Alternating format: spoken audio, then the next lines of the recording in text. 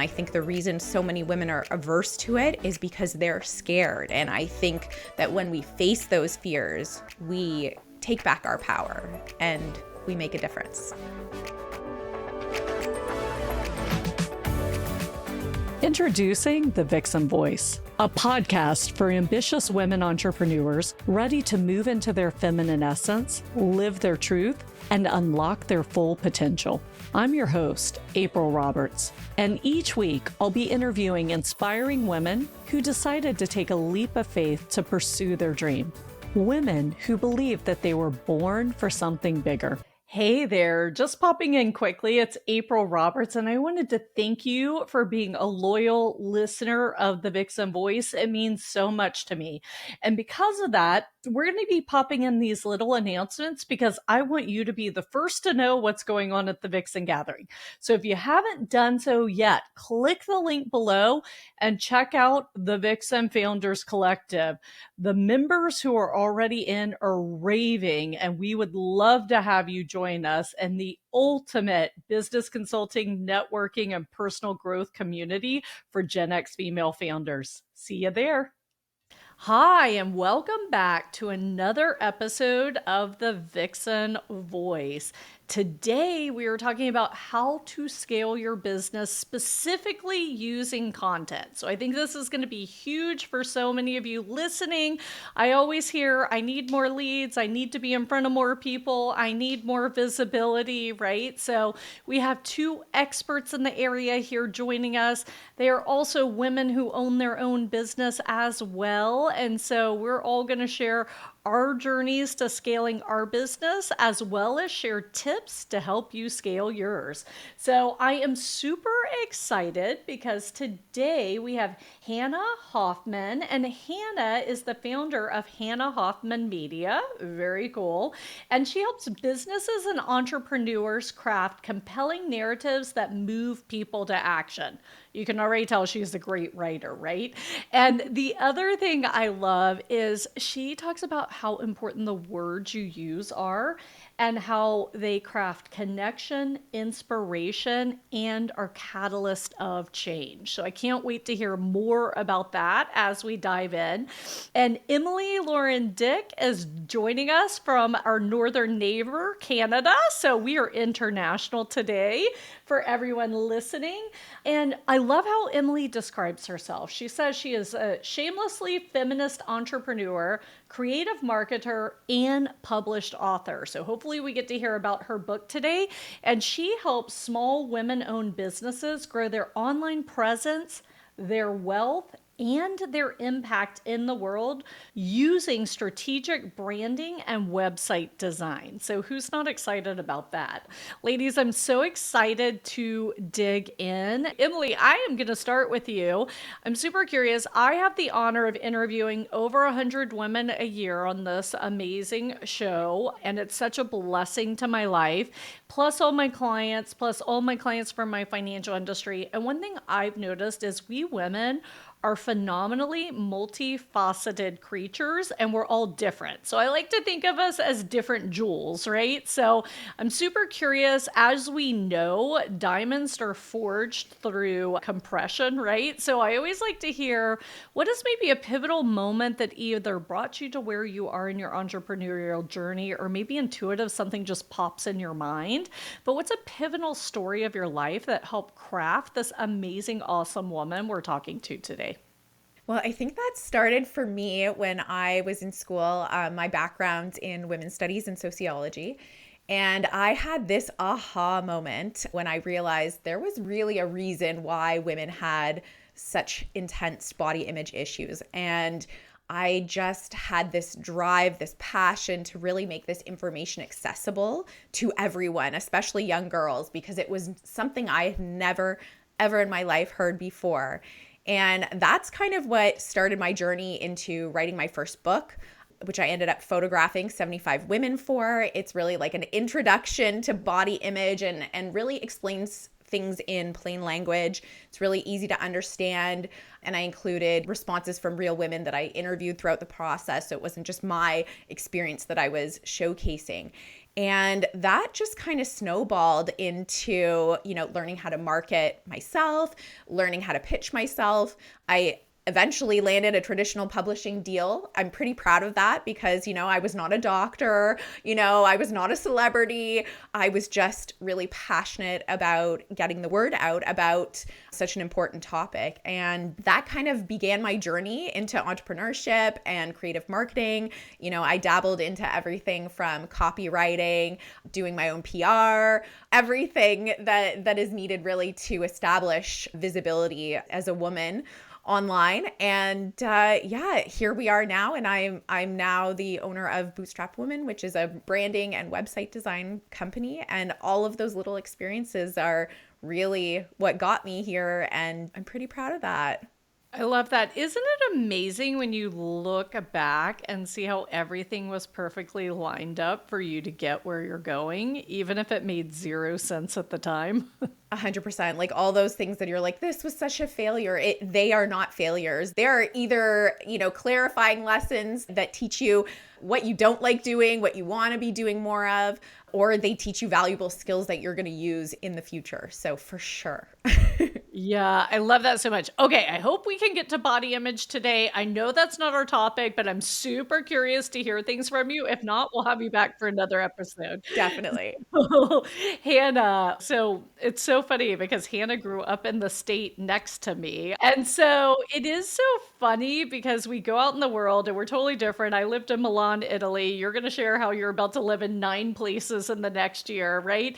And then it's so funny when you run into someone that grew up in the same neck of the woods as you, like how many commonalities it is, right? And so, speaking to Emily's point about how these things are kind of baked into us, it's so important to understand that as you develop as a woman and grow into who you're meant to be and your purpose. So, Hannah, excited to have you here. And I'd love to hear the same thing from you. I mean, you have so much going on in your life as like a mother, a wife, an entrepreneur, and about to be kind of a gypsy, can we call you?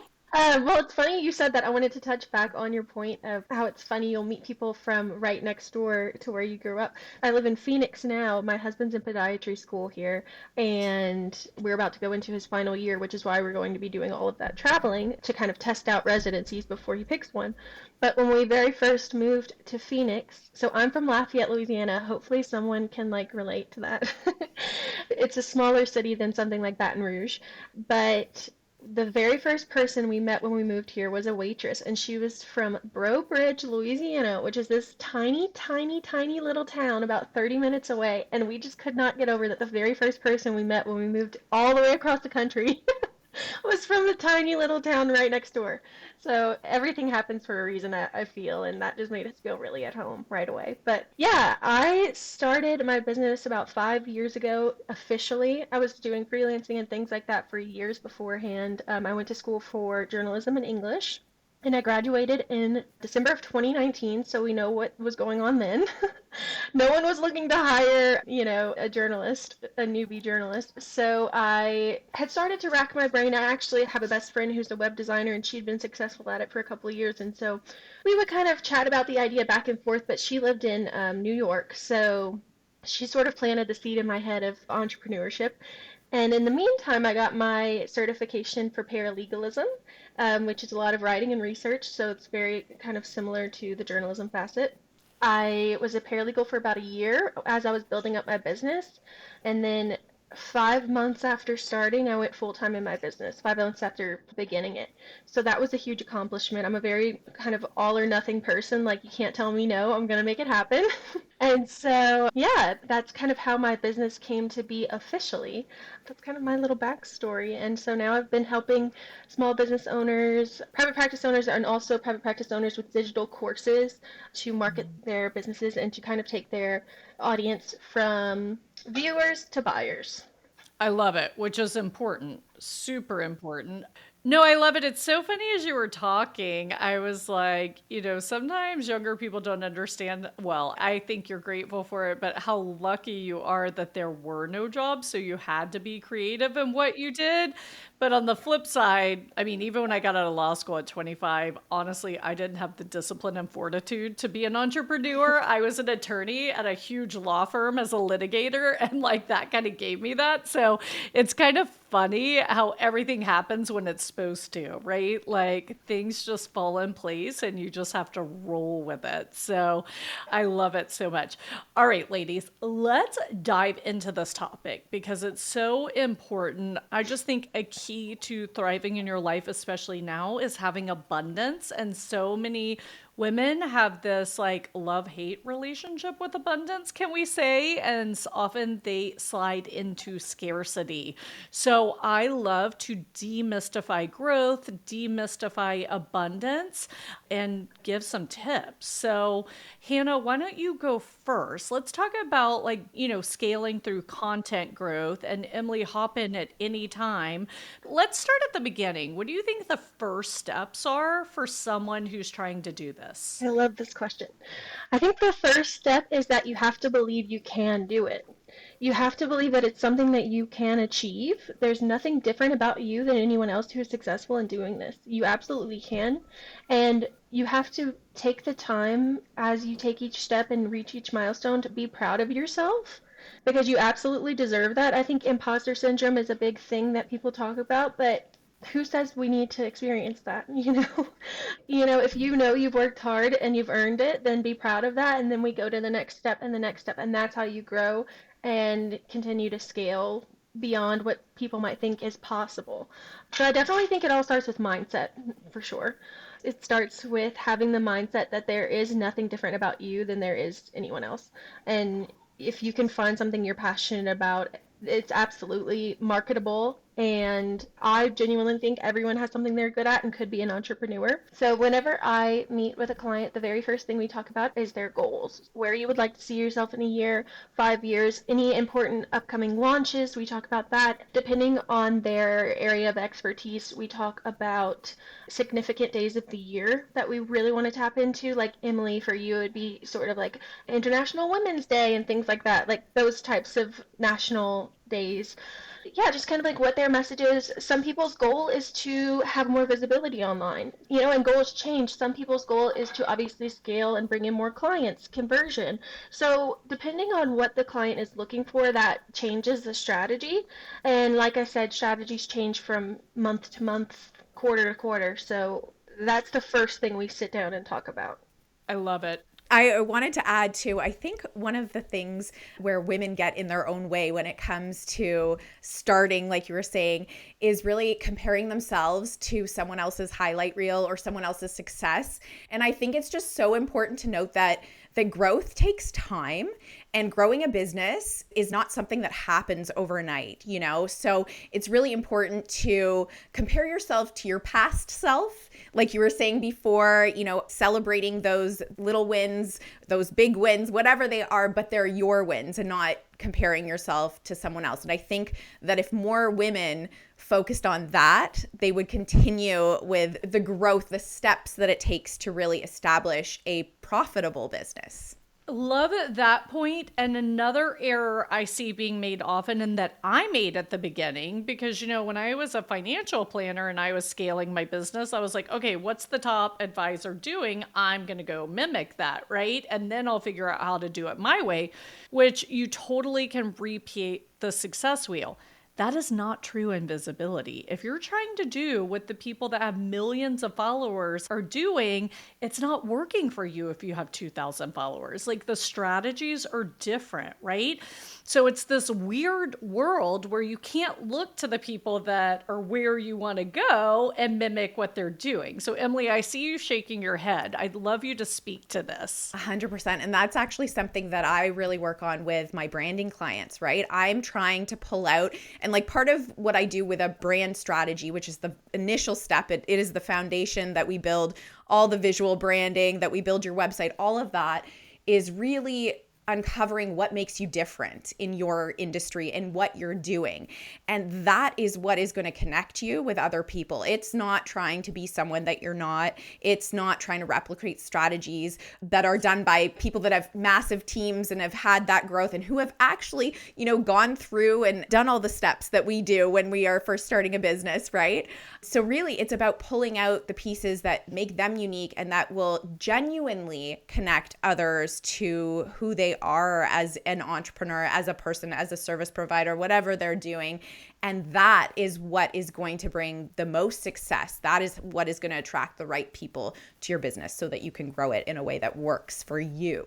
Yeah, and Emily, can I ask you quickly, and I know this is different for everyone, but how long do you think it takes to successfully do that process? We're all bad at talking about ourselves. We're all bad at pointing out our strengths. Let's just be honest. I understand there are narcissists in the world, but that's a little different, right? I mean, in general, the women I work with are very humble, and to pull out of them what's unique takes a little bit of time, right? So if we're like kind of setting expectations here or what it looks like, what should that look like? And I ask this for many reasons. One, I found in the marketing and branding world, there are a lot of people who claim to do what they can't do, or they try to do it too quickly, etc. And two, I think we should have realistic expectations when we go in, right? How long is this going to take? And then it also helps you vet who you're talking to. Like, how much do they know what they're doing, or how much are they going to customize it really for me?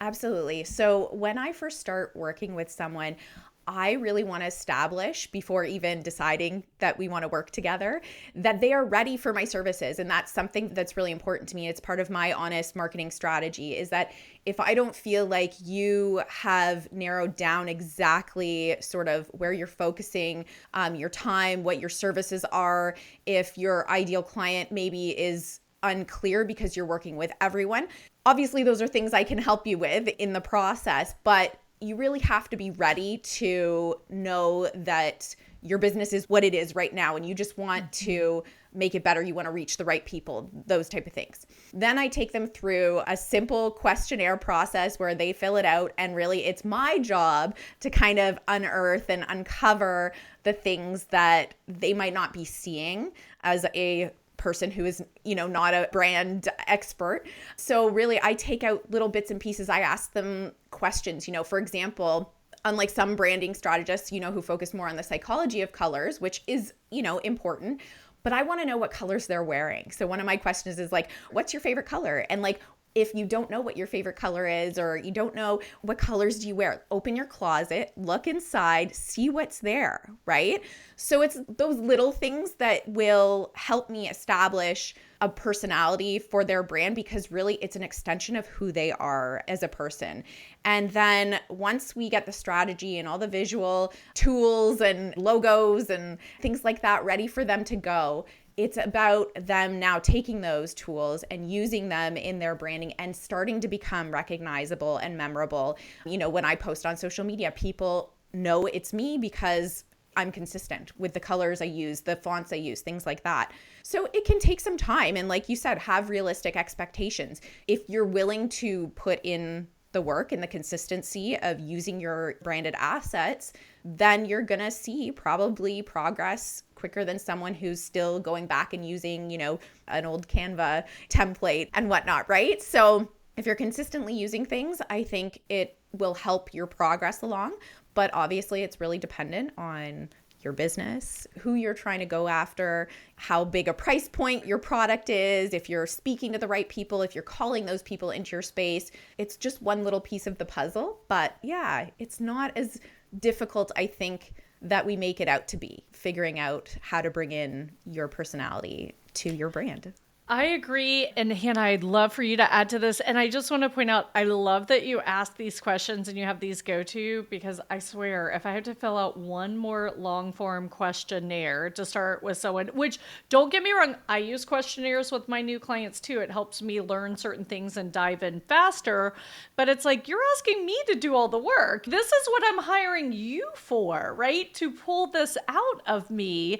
And I made that comment the other day. We were talking to new people to potentially build our systems. And she was like, oh, well, I would send you a survey too. I'm like, look, I'm not saying anything's wrong with it. I just don't want to do all the work through the survey because what am I paying you for? I wouldn't pay you if I knew this stuff, right? Like, I need your help. So I love that. And again, I like to vent out loud about these things and share these stories and pain points because it's kind of like coaching. There's a huge integrity problem in the coaching industry because so many people call themselves coaches. And okay, what qualifies you to be a coach?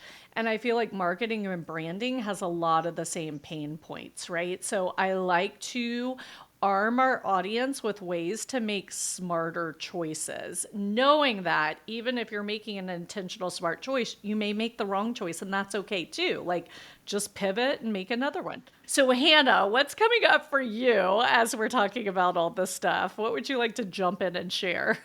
I think one of the questions I get asked the most is how will you know my voice? Like, how will you write in my voice? That's a huge concern.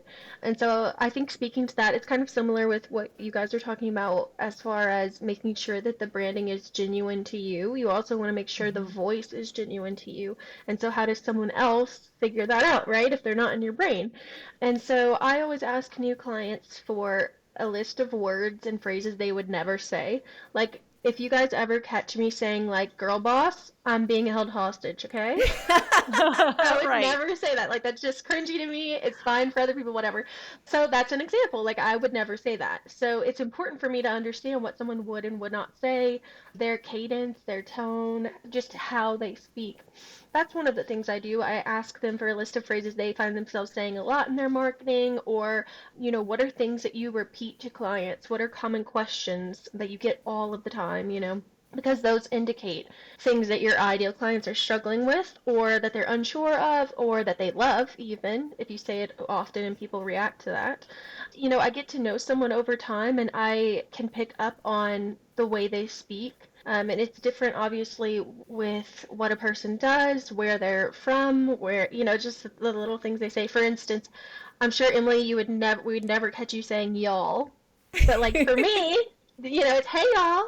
So it's just little tiny things, little details like that, that it's important for me to pick up on what people would and wouldn't say so that it feels genuine for the person. It feels good for them when they see that copy, but then also their viewers, their audience can't tell, there is no seam between them talking and me talking. Yeah. Yeah, it has to have the same psychology, tone, etc. Like that has to carry because otherwise, to your point, even sometimes we'll be like, oh, and they subconsciously are reacting to you and they don't even know why, right? But there's a disconnect. There's a subconscious disconnect. And I used to talk about this a lot to the advisors of my firm because I was the face on TV. I was giving the seminars. People came in and I'm like, hey, at the beginning, you have to do this because it's a segue from me to you, right? We're transferring trust.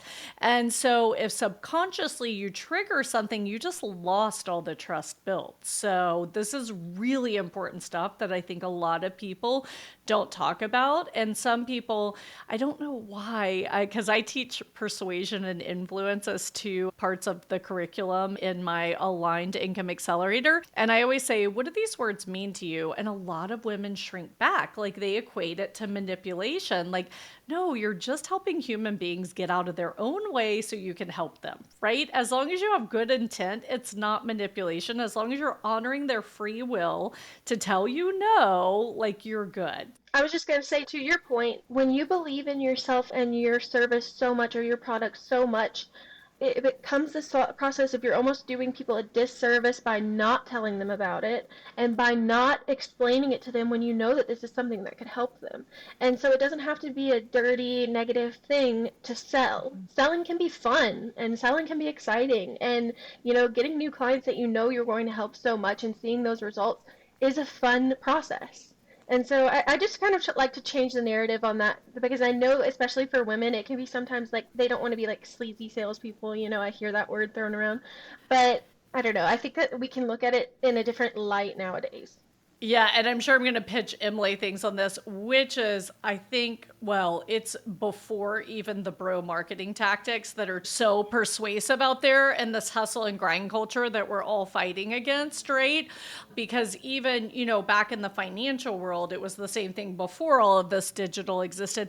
But it cracks me up because women are better sales people because we're about connection, we're about communication, we're about nurturing, like everything that we, as part of our natural essence and our superpower, is what's important to sales, right? But that's not how sales have been taught. So it's interesting. So, Emily, I'm going to have you jump in here. Yeah, I'd love to actually give an example of how that kind of works, right? So, when you're talking to someone or when I've talked to someone who is inquiring about my services and I know they're not ready for me, right? Not even from just a financial standpoint, they're just not ready. I'll be honest with them and say, you know what? I don't think you're ready. Do XYZ and then come back and talk to me. And then I think you'll be in the right space to start this process. And bro marketers might say, no, you should have sold the program. You had a willing person, stuff like that. But that's not how I do things. But that person can now go and feel good about our interaction and actually go tell 5 of their friends who are also business owners about their experience and how honest I was, which is who I am as a person, but also how I run my business. And maybe 3 of them need branding and website design. I've just landed myself 3 clients because I've built that trust and credibility based on being an honest business owner and salesperson. And I think that just when you sell from that perspective, when you're honest about who needs your service, when they need your service. I don't want to sell anyone something that they're not ready for, that won't be useful to them. That to me wouldn't make me feel good as a business owner. And I think that's what we are doing differently as women, as saleswomen. I agree. And I've had a lot because we started posting things on my personal Facebook page, which we weren't before. So it's so interesting. I had like a sorority sister of mine I haven't talked to in 25 years reach out. And like, she's like, I've been stalking you for 6 months. She didn't like or comment on one thing. And she was like, now's the time. I had like the wife of one of my best friends from law school reach out to me.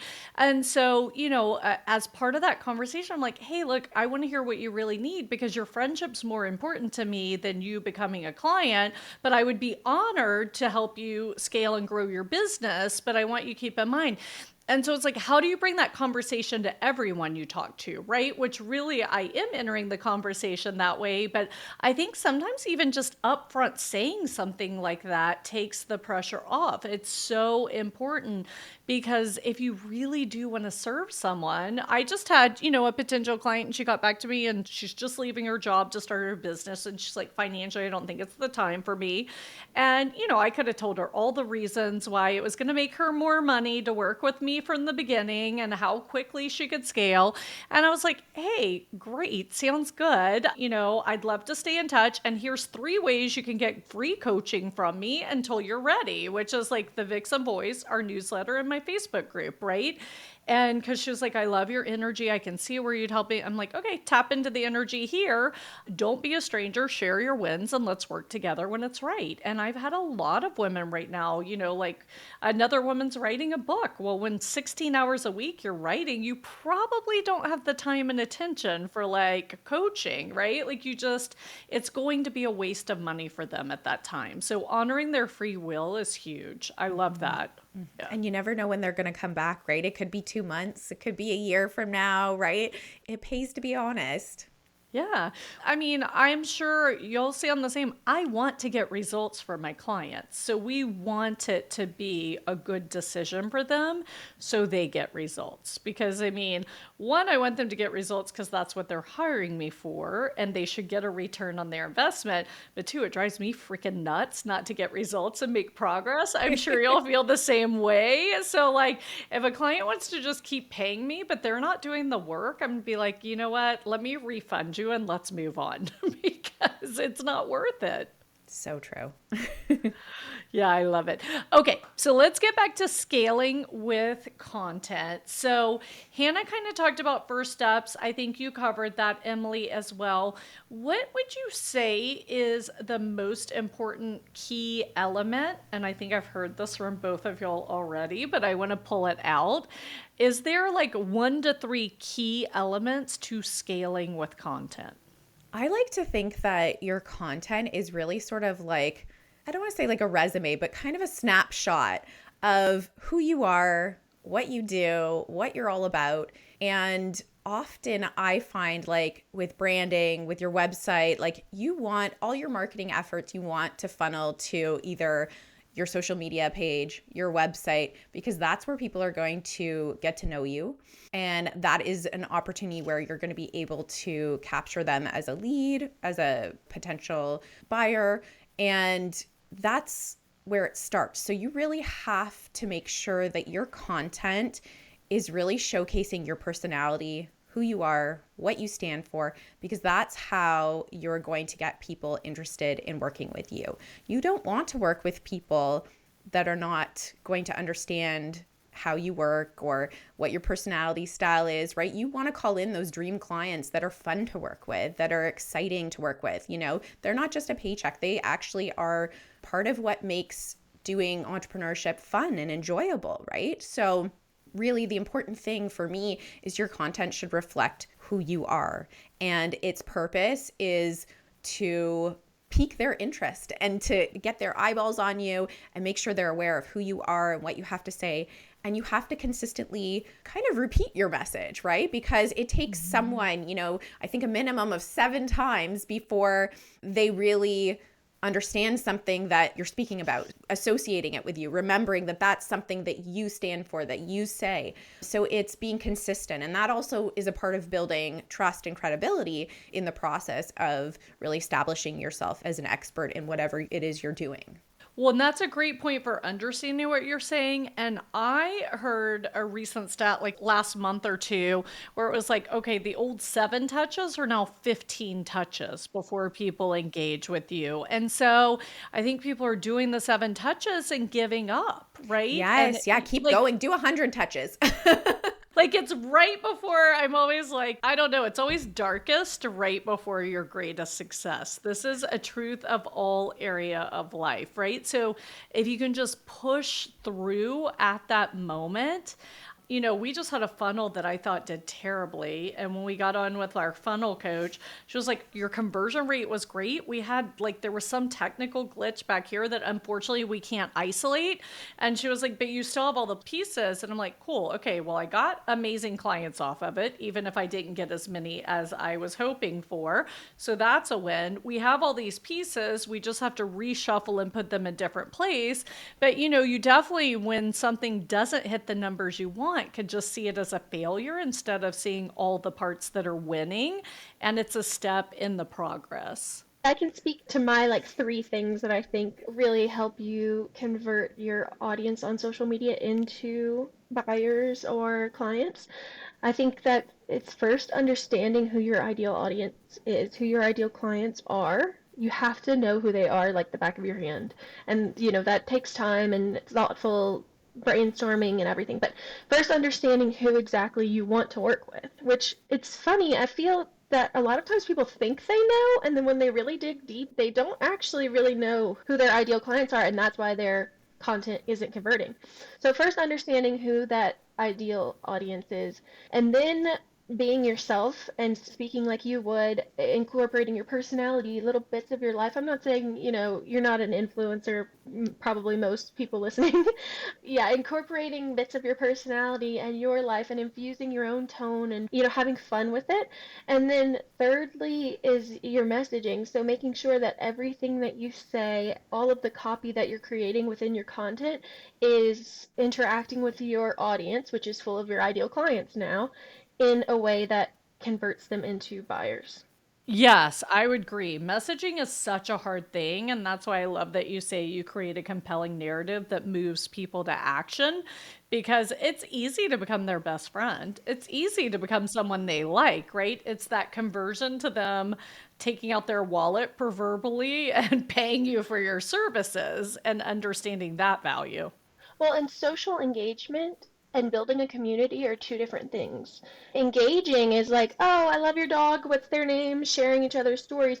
Building a community that's ready to buy is like every time you drop something, they don't even really need to look at the details because they trust you. They know who you are. They know what you do, and they're ready for the next thing every single time. And that's the difference in messaging and truly, truly understanding your ideal client. Because Mhm. honestly, I don't think content is hard and messaging is hard whenever you truthfully know that person because you know exactly what they need to hear.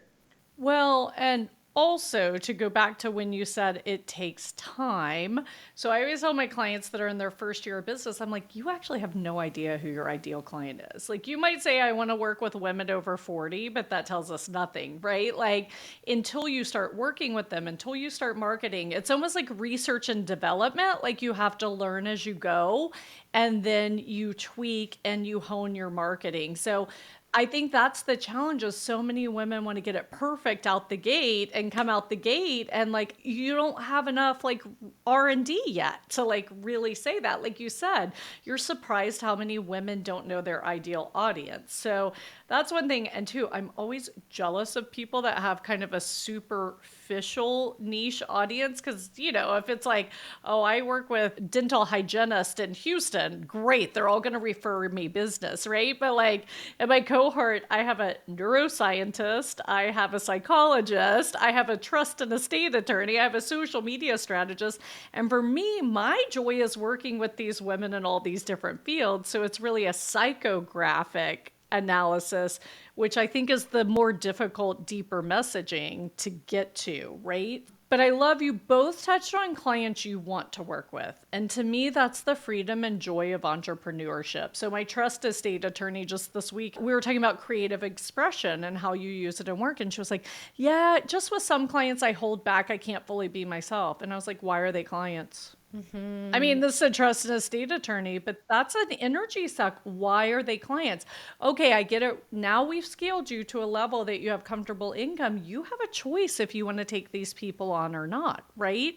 And wouldn't you all agree with that? I mean, life's too short to have clients that you don't vibe with. Like, don't get me wrong. I love every human being on earth, but it doesn't mean I'm going to enjoy spending an hour with them. And I definitely think if that's the case, there is no way that you can produce your best work whenever you have this kind of resentment towards the person. Yes. So I have a question for you. Oh gosh, our time is slipping by and I like to honor your time. And there were so many points I wanted to get out. So maybe we'll have a part two to this if y'all are up for it. But here's my question because with most things, consistency is the key. And I've heard y'all talk about consistency. I know in podcasting, it's 100% the case, right? Like people are like, oh, there are millions and millions of podcasts. Yeah, look at the numbers that go past 3 episodes. Look at the numbers that make it to 1 year. Look at the numbers that make it to 100 episodes. Like there is a value in just staying the course. And obviously, you get better and better at what you're doing as you do it more. I feel challenged in this when it comes to branding, like scaling in visibility, because things change so much, right? I was looking at something, I'm like, gosh, we just built our brand in 2021 and we need to kind of tweak the brand already. Like things get stale quickly, right? So, how do you balance like this showing up consistently with like keeping up with the movements? I think consistency for me is not so much about like, oh, I have to post this many times a week, which is what we often think of when people are thinking about being consistent. For me, consistency is, are you consistent with your values? Even if you're growing as a brand, you know, we talk about like brand refresh versus a completely rebrand. You know, you do a complete rebrand when you're changing who you're wanting to work with, when your values have changed, all of those type of things. But if that hasn't changed and you're just looking to update, you know, your visuals and things like that, that's a much easier fix, but you can still be consistent, right? If your foundation is still the same, if you're still speaking to the same people, then that is what I think about as consistency. being honest in your marketing. Sometimes weeks go by and I'm so head down in client work and I haven't had a chance to actually plan ahead my social media posts, which I pride myself on doing often. Things happen and I talk to my community about this. I am honest about it. And I think one of my values as a business owner is that women's energy, it ebbs and flows and we're not perfect. And I reflect that in how I run my business. And so being upfront and consistent about sharing that message and also being an example of it myself and sharing that, realness of what it is to be a woman business owner is something that is easy to be consistent about. I think consistency, we overcomplicate it is what I want to say. And I think, just continue to be true to who you are and how you run your business and give yourself grace when things don't go according to plan and just get back on the horse, I love it. And it is true. When you get back on the horse, it's funny how fast things move. So, I mean, there are pros and cons to our fast moving society, right? When you catch the wave, you can move fast. So, ladies, I want to honor your time and I want to get back to each of you as women. But before we do that, you had something in what you shared with me before we aired, Emily. And you said that women need to be visible to make money and a difference in the world. And I'd love to hear from you and Hannah on this. And here's why. A lot of my clients have social media aversion. A lot of them are Gen Xers. Like, we did not grow up with social media. This is like a foreign world. I personally find it kind of fun, but I have to watch myself because I do notice the more I'm on social media, it affects my energy, right? So I'm very conscious of that. But chat with like why you would make that statement, Emily. Yeah, having an online presence is really important to getting noticed, to getting clients. Obviously, it's part of the process. And so often we're afraid to show up, we're afraid to be ourselves, we're afraid of all these things. And really, I always say that's just the patriarchy trying to make you small, trying to limit your power. And we get power from wealth. That's the society we live in. We're a capitalist society, So it is our job and it is our duty as women really to make ourselves visible, to make money. And then we can create and change the world in the way that we want it to look. And I think without visibility, there is no sales, there is no money, there is no change. So the starting point for me in anything that has to do with a women's business is becoming visible. And there's so many different ways that you can do that. Obviously, we focus on online presence.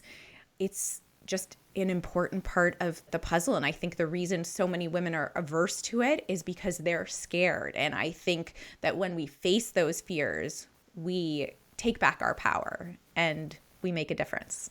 I love it. And Hannah, I bet you would agree with that. When you help your clients create that compelling narrative to be visible, it makes it more comfortable. Oh, definitely. It makes it so much, I won't say easier, because I think that that is like a muscle you have to build. Getting online can be scary, and a lot of times it does go back to some limiting beliefs we have or some childhood fears and things of being seen and rejected. And, there's so much that goes into that. But at the end of the day, I do know that it makes it so much more comfortable and you get so much better results as far as conversions go. Whenever you are showing up as yourself, you're speaking like yourself. Specifically for me, I work with a lot of private practice owners and doctors and things of that sort. And so I know there's a huge, and I'm sure for other fields as well, there's a big question mark that exists, how they can show their personality while still remaining professional. And so I think that a lot of times is a huge hindrance as well in showing up. But I always like to explain social media just the same as if you had a storefront or a clinic or whatever it is. If someone walks into you and you're speaking with them face to face, you're still, maybe cracking a joke or you have that personality, you have that liveliness. And so it's about learning how to transform that from a clinic setting or a storefront setting into social media and filming and things like that. So, so many people didn't grow up with this. I didn't even grow up with social media until my late teens. And so it can be uncomfortable, but I think whenever you focus on the one person you're talking to, instead of, oh my gosh, however many people are going to see this, that changes everything because you do this every day. Every one of you guys who are business owners, you talk to your clients every single day. If they came up to you face to face, how would you speak to them? What words would you Yeah. use? What messaging would you use? What questions do they have? These things come up over and over again. And so I think a lot of times it's made more difficult than it needs to be. And just having that confidence in yourself and knowing that you've done the work you need to do, you know what you're talking about, you're the expert, and just kind of like having that confidence in yourself and speaking to your audience and helping them with whatever it is that you provide, then of course it's not a matter of if you gain clients or customers from social media, it's a matter of when. It's inevitable. Because just as you would in person, you do online. Yeah, I love that. And I love remembering to speak person to person, like to a single person, not a group of people. It's a heart to heart communication. So I had a TV show when I had my financial practice, and even filming the TV show, I would always picture one of my favorite clients. Like they just asked me the question and I was answering, right? And it's social media. And again, sometimes we already know this, but when we transfer the skill set to a new medium, we forget. So it's so important to remember.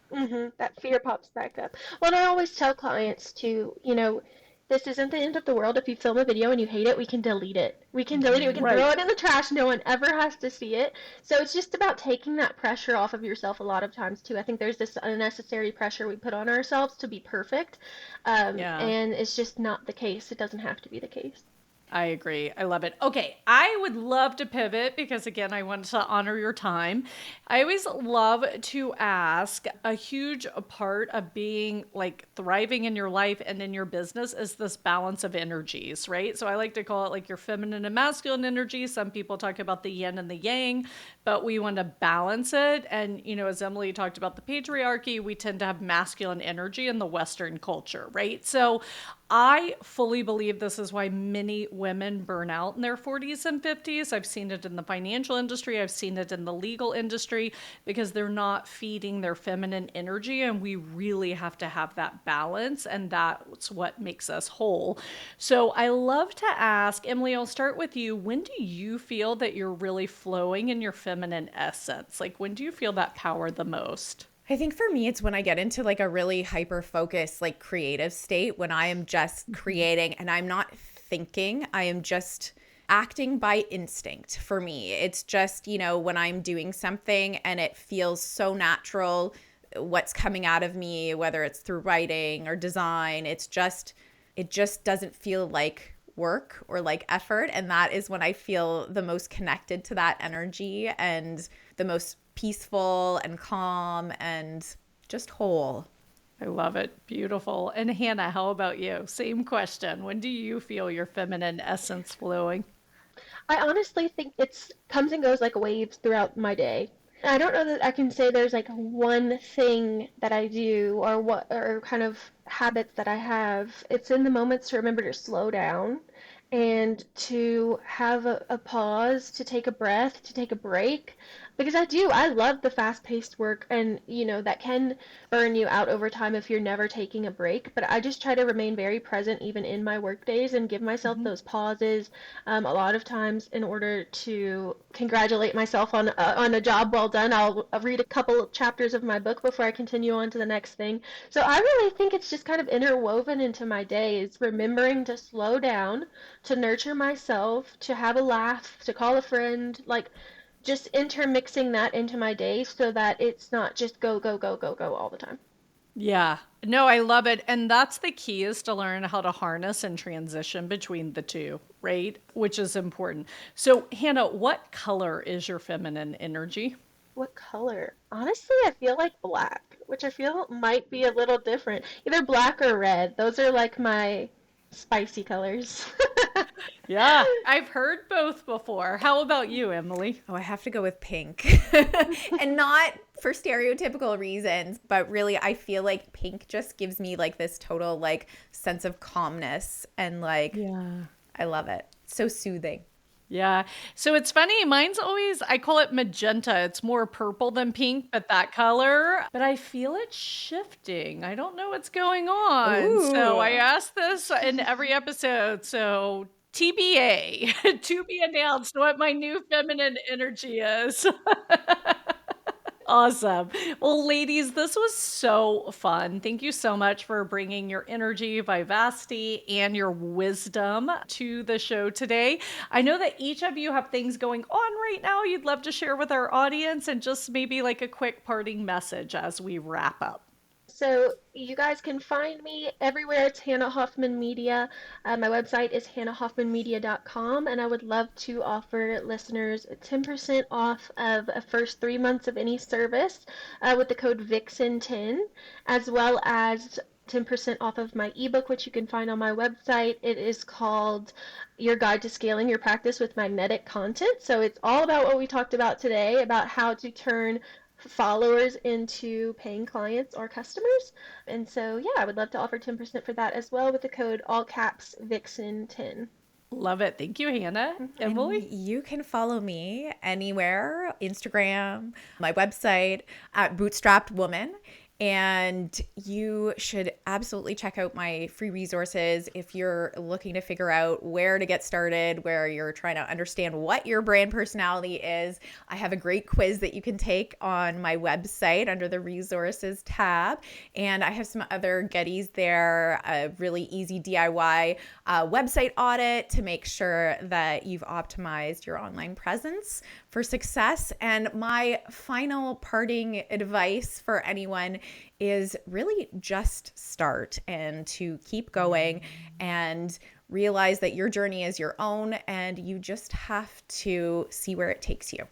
I love it. Thank you so much. For everyone listening, don't forget, if you go to vixengathering.com/podcast and hit subscribe, all of these amazing resources get delivered to your inbox, so you don't even have to go search for them. So go ahead, if you're not driving, do that right now. And as you know, I always say the world needs a little more love. So what I'll encourage you to do this week is, how can you infuse more love into your brand, into your messaging, into your content, so that you can show up authentically, scale faster, and get to that abundance that you deserve? Because love starts with ourselves first. So everyone, thank you, and I'll talk to you soon. Thanks again for listening to the podcast. If you enjoyed today's episode, be sure to hit subscribe so future episodes are automatically downloaded directly to your device. And if you want access to today's show notes, including links to all the resources we mentioned, visit vixengathering.com/podcast. Thanks again for listening, and I'll catch you next week for another episode of The Vixen Voice.